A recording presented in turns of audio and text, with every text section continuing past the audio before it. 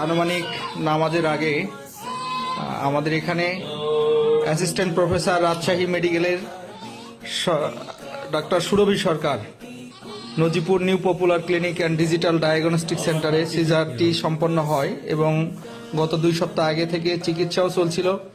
এখন পর্যন্ত দেখতে পাচ্ছেন